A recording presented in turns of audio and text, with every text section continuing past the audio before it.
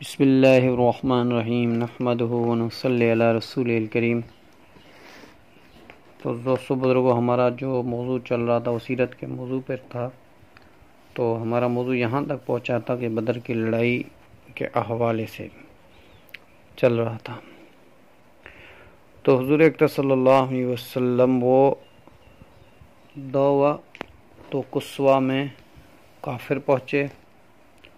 ادوت دنیا میں حضور اکرم صلی اللہ علیہ وسلم پہنچے۔ یہ بدر جو ہے، بدر اس کے قریب قریب کے علاقے ہیں۔ تو پھر کچھ صحابہ نے مشورہ دیا، یا رسول اللہ، ہم یہاں پہ تو پانی بھی نہیں ہے اور کچھ چیزیں نہیں ہیں، تو ہم کیوں نہ تھوڑا سا یہاں سے ہٹ کے تھوڑی سی آگے جا کے بدر کی جگہ پہ جائیں، وہاں پہ کھڑے ہوئے۔ اب ایک بات سمجھنے کی ہے کہ آپ علیہ الصلوۃ والسلام تو صرف لشکر کو لوٹنے کے لیے گئے تھے، مال غنیمت کو ہاتھ کرنے کے لیے، لشکر کو لوٹنے کے لیے گئے تھے۔ اسی لیے آپ علیہ الصلوۃ والسلام کے ساتھ جو لوگ چلے وہی چلے، 313 تھے یا 314 لوگ تھے۔ جنگ کا تو کوئی مقصد ہی نہیں تھا۔ ابو سفیان کا جو لشکر تھا ان کو پتہ چل گیا تو وہ دوسری سائڈ سے نکل گئے۔ اب وہاں سے کافر بھی آ گئے، مکے والے جو قریش مکہ تھے وہ بھی آ گئے، اور یہاں سے یہ بھی آ گئے مسلمان۔ تو یہ اللہ جل شانہ پورا ایک پروگرام بنا رہے ہیں، اور ان دونوں کو بدر کے قریب، تاکہ بدر کے میدان کو اللہ جل شانہ فتح بھی دیں اور مسلمانوں کو فتح بھی دیں، اور بدر کو وہ عزت، اور قیامت تک لوگ بدر کے نام کو قرآن میں پڑھتے رہیں گے۔ پھر وہ صحابی بدر کے میدان کے قریب آئے، اس میں چلے۔ پھر صحابہ نے کہا، ادھر چھوٹے چھوٹے چشمے تھے، تو ایک صحابی نے مشورہ دیا کہ یا رسول اللہ، یہ ہو سکتا ہے کہ ابو سفیان کا، ابھی ان کو پتہ نہیں ہے، ہو سکتا ہے کہ ابو سفیان کا جو ہے وہ لشکر قریب ہو، تو ہم کیوں نہ یہ چھوٹے چھوٹے جو کنویں ہیں ان کو بند کر دیں، تاکہ پھر کیا ہوگا، جب ہم ان کو بند کر دیں گے پھر کیا ہوگا کہ ان کو پانی نہیں ملے گا۔ آپ نے فرمایا ٹھیک ہے، اجازت دے دی۔ اور اللہ جل شانہ اس سارے منظر کو قرآن میں کھینچتے ہیں، منظر کو قرآن میں کھینچتے ہیں کہ میں نے تم پر نیند کا غلبہ کر دیا، آسمان سے برسات برسائی تاکہ کہ زمین ٹھنڈی ہو جائے، جس کا مفہوم ہے کہ تاکہ زمین ٹھنڈی ہو جائے اور تمہارے پاؤں جمنے لگیں اور تم لڑائی صحیح سے کر سکو، اس کا مفہوم یہ ہے۔ اور پھر اللہ جل شانہ جو مفہوم ہے کہ اللہ جل شانہ یہ نیند کے ذریعے میں نے تمہارے جو تھے جسم، تمہارے جو بدن تھے، نیند کے ذریعے ہم نے تمہارے قلوب کو مضبوط کر دیا، ہم نے تمہارے قلوب کو مضبوط کر لیا، اور برسات کے ذریعے ہم نے تمہارے نیچے جو زمین تھی اس کو مضبوط کر دیا۔ اور کتابوں میں یہ بھی آتا ہے کہ آپ علیہ الصلوۃ والسلام جس جگہ پہ کھڑے تھے نا، وہ جگہ تھوڑی سی جو تھی، وہ برسات ہونے سے پہلے نا وہ تھوڑی کچی کچی جگہ تھی۔ جب برسات ہوئی تو بالکل وہاں پہ نا وہ بالکل جم گئی، زمین بالکل جم گئی۔ اور کافروں کی طرف جو تھے، قریش مکہ جہاں پہ کھڑے تھے، وہاں پہ جو زمین تھی وہ پکی تھی، پکی کی طرح، مطلب خشک اور بالکل سیدھی زمین، اور وہاں پر برسات ہونے کی وجہ سے وہ زمین جو کیچڑ آلودہ ہو گئی زمین۔ تو پھر ابو جہل نے کیا کیا، 2 آدمی بھیجے کہ جاؤ خبر لے کے آؤ قافلے کی اور اس کی۔ جب وہ خبر لینے کے لیے گئے تو ابو سفیان نے خبر بھیجی کہ میں تو اب آگے نکل گیا ہوں، آپ لوگ تو ادوۃ القصویٰ میں ہیں، پر میں آگے نکل گیا ہوں، اب لڑائی کا کوئی فائدہ نہیں، آپ لوگ واپس آ جاؤ۔ ابو سفیان نے کہا کہ خبر پہنچ گئی ان کے پاس، مکے والوں کے۔ پھر سب قبیلہ جو تھے انہوں نے کہا ہم واپس جائیں گے۔ بنو زہرہ نے بھی کہا ہم واپس جائیں گے، ہم تو آئے تھے صرف اپنے مال کی حفاظت کے لیے آئے تھے، اب جب مال کی حفاظت ہو چکی ہے تو ہم کیوں لڑیں، ہم واپس جا رہے ہیں۔ ابو زہرہ بنو زہرہ والے واپس جانے کے لیے بول رہے تھے، اور بنو ہاشم والے واپس جانے کے لیے بول رہے ہیں ہم واپس جائیں، ہمارا تو نبی پاک صلی اللہ علیہ وسلم سے اور مسلمانوں سے کیا لینا، ہم تو واپس جاتے ہیں۔ عتبہ نے تو اعلان کر دیا لوگوں کے بیچ میں ہم سب واپس جا رہے ہیں۔ ابو جہل نے دیکھا کہ اتنی بڑا لشکر ہے اور میں مسلمانوں سے بدلہ بھی لے لوں گا، اتنا بڑا لشکر ہے، ان کے اینٹ سے اینٹ بجا دیں گے، ہم ان کو بالکل تباہ کر دیں گے، کیوں نہ اس لشکر کو میں کچھ ایسے کر کے ابھار دوں جیسے یہ لشکر جو ہے یہ واپس اپنی لڑنے کے لیے تیار ہو جائے، واپس نہ جائے۔ تو ابو جہل نے ایک بندہ ہے جس کا نام ہے عامر زواری اس کا نام ہے،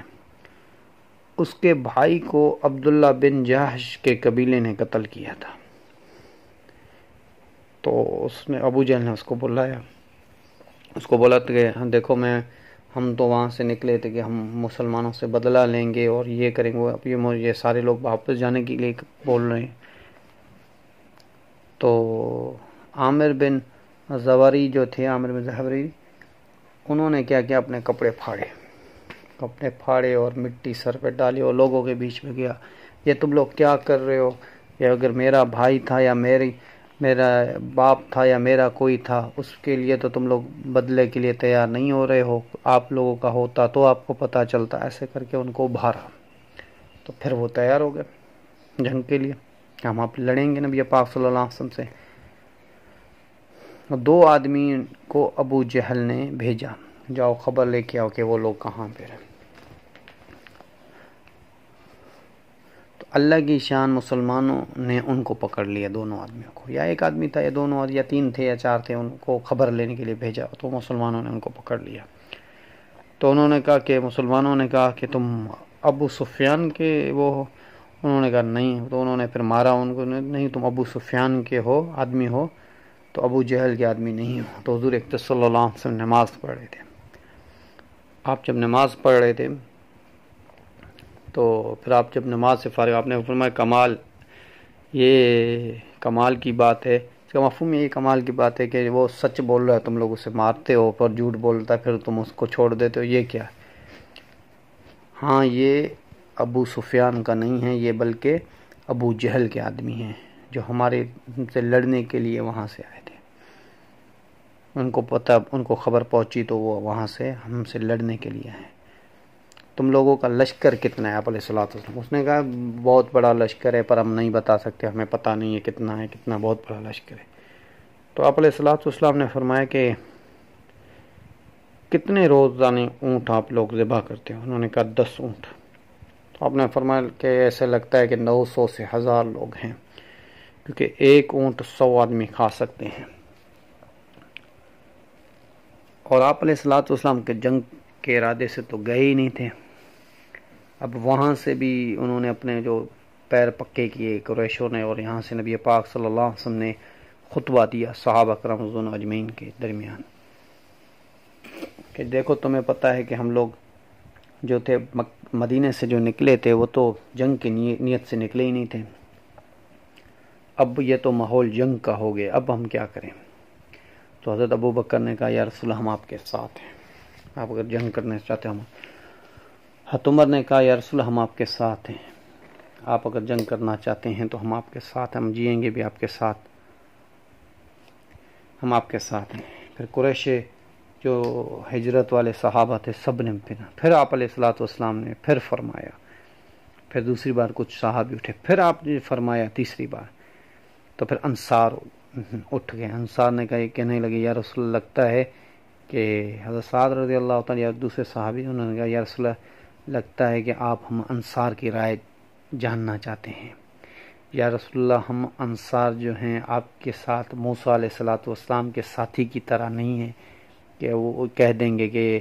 آپ موسیٰ علیہ السلام آپ جاؤ اور آپ کا رب جا کے لڑے، ہم تو نہیں لڑیں گے،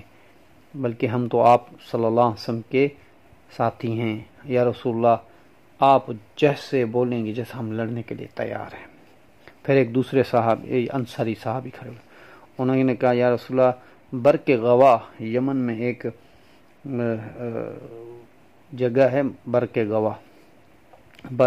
گوا تو یمن میں ایک جگہ ہے،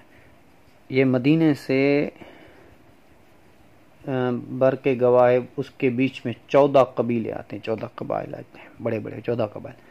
انہوں نے کہا یا رسول اللہ یہ تو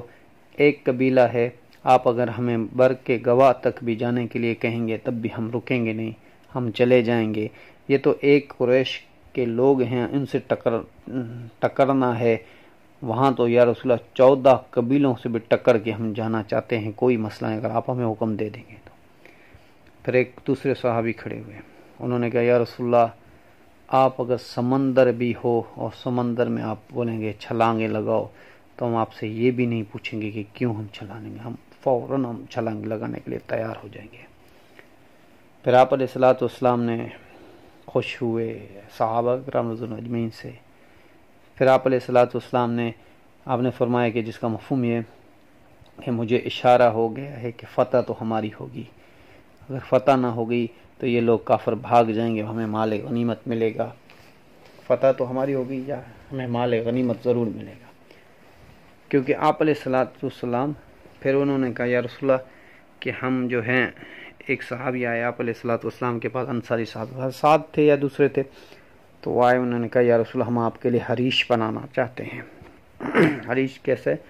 کہ لکڑیوں سے بناتے ہیں، اس کی چھت پر لکڑیوں کی بناتے ہیں تاکہ اس کے اوپر چڑھ کے کوئی آدمی کھڑا بھی ہو کر دیکھ سکے، یا چھاؤں میں نماز بھی پڑھ سکے، یا چھاؤں میں رہ بھی سکے۔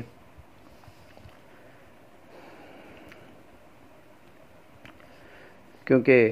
اور پھر فرمایا گیا رسول اللہ اس پہاڑی کے پیچھے ہم اپنے اونٹ بھی کھڑے کر دیں گے، جو آپ کے لیے اگر جنگ میں خدا نہ خواستہ اگر ہمیں فتح نہ ہوئی اور کافر ہم پہ حاوی ہو جائیں گے تو یہ اچھی بات ہوگی کہ ہم آپ کی حفاظت کریں اور آپ مدینے چلے جائیے گا۔ کیونکہ مدینے سے جو نکلے تھے وہ تو ابو سفیان کے اس پہ جو ابو سفیان 1000 اونٹ کا قافلہ لے کے جا رہا تھا، اس کے لیے لے کے جا رہے تھے، جنگ کا تو پروگرام ہی نہیں تھا۔ حضرت عثمان رضی اللہ تعالیٰ عنہ، بیوی ام کلثوم غالباً یا بیوی رقیہ جو تھی وہ بیمار تھی اس وقت میں، تو آپ علیہ الصلوۃ والسلام نے کہا حضرت عثمان کو بھی آپ بھی مت چلو، ہم تو جا رہے ہیں پھر واپس آئیں گے، آپ نہ چلو، آپ ادھر ہی۔ تو اسے کہتے ہیں حضرت عثمان رضی اللہ تعالیٰ عنہ جنگ بدر میں شریک نہ ہوئے تھے، تو حضرت عثمان کو آپ علیہ الصلوۃ والسلام کے گھر پہ بٹھا کے گئے تھے، مدینے میں بٹھا کے گئے تھے، اور دوسرے بھی کئی صحابہ تھے جو مدینے میں ہی تھے۔ یہ 313 وہ لوگ تھے جو تو صرف جنگ کے لیے نہیں گئے بلکہ مال غنیمت اور ایک حضرت ابو سفیان کا قافلہ لوٹنے کے لیے گئے تھے۔ پھر فرماتے ہیں کہ آپ علیہ الصلوۃ والسلام نے نماز پڑھی جو اتنی لمبی نماز تھی، پھر دعا کی جو اتنی لمبی دعا کی، اور پھر یہ فرمایا جو مشہور لفظ ہے حدیث کے دعاؤں میں کہ یا اللہ یہ وہ جماعت ہے، یہ میری ساری زندگی کی محنت وہ جماعت ہے جس سے میں نے آج، اگر یہ جماعت نہ رہی تو آپ کا نام لینے والا دنیا میں اور کوئی نہ ہوگا۔ اس کا مفہوم یہ ہے۔ پھر فرماتے ہیں کہ آپ علیہ الصلوۃ والسلام کی چادر مبارک بھی جو تھی وہ گر گئی، پھر حضرت ابو بکر صدیق رضی اللہ تعالیٰ عنہ نے چادر اٹھائے آپ کے کندھوں پہ رکھیے، پھر فرمایا یا رسول اللہ جل شانہ کی مدد آ گئی، اللہ آپ کو کیسے ہلاک کر سکتے ہیں، ہاں اللہ آپ کو کیسے ہلاک کر سکتے ہیں۔ تو زندگی رہے گی تو بات چلتی رہے گی، وما علینا الا البلاغ۔